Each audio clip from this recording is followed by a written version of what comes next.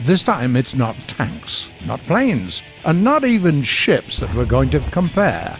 The helicopters are here. And what helicopters! Two top-tier machines are competing today, the Russian Mi-35 and the American AH-1Z. Their rotors are already reaching operational speed. Let's go! We start with the looks. Really, the Russian vehicle subjectively looks a bit more fearsome, being a bit bigger thanks to the fact that it has room for soldiers. It can be used as a low-capacity troop transport after all.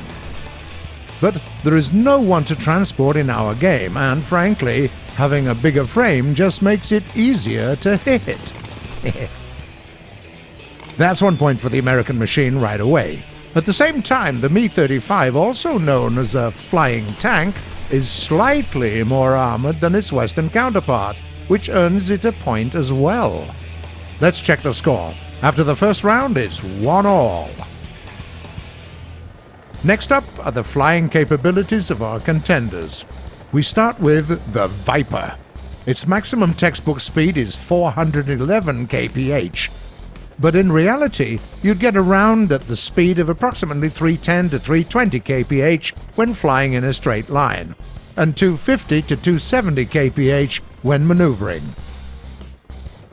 It's not the greatest at climbing. The Viper will get to 500 meters in 31 seconds, but it doesn't take the chopper a lot of time to turn around, just 7 seconds for a full spin. What about the Russian? Its maximum speed is 300 kph, and you probably won't get more than 290 kph out of it in combat conditions. While dodging shots, the speed will get even lower, to somewhere around 180 kph. Climbing is clearly not the Mi-35's favorite pastime, as it takes full 41 seconds to get this bird to the same 500 meters. But at least it can turn around in the same 7 seconds. To put it simply, it's all about that mass. An empty Mi-35 weighs almost 8.5 tons, while the American heli just 5.6. That's it for the second round, and now the Viper is in the lead with 2 points. Okay, here comes the third round, and it's all about destroying things. First, let's take a look at the armaments of the current leading competitor, the AH-1Z. If there is one word to describe them, it's variety, both in terms of what it can use and all possible combinations. You get rockets, 7.62mm MGs, and 2 ATGM systems. More importantly, you can carry up to 16 ATGMs that can penetrate up to 900mm of armor. Your external options do not include cannon pods or bombs.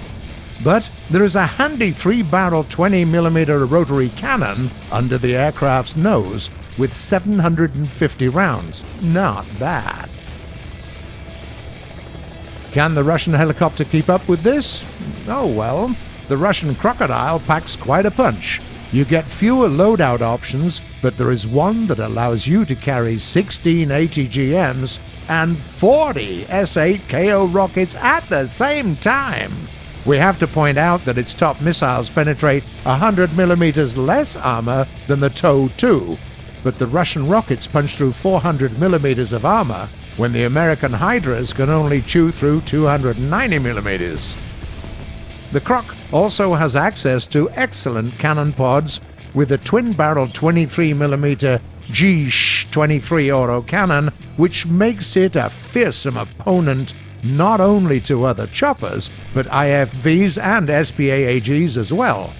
The Mi-35's chin-mounted turret is also the very same 23mm G-23 autocannon that comes with 500 rounds of ammo.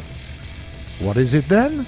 On the one hand, Russian ATGMs are weaker, but the Hind has access to more powerful rockets, can carry more ordnance, and can be outfitted with cannon pods which add to its utility. In the end, the winner of the third round is the Russian Mi-35. What did it do to our score? 2-2. It's a draw. Oops. Do you agree with our judgment? Have anything to add? Tell us in the comments below.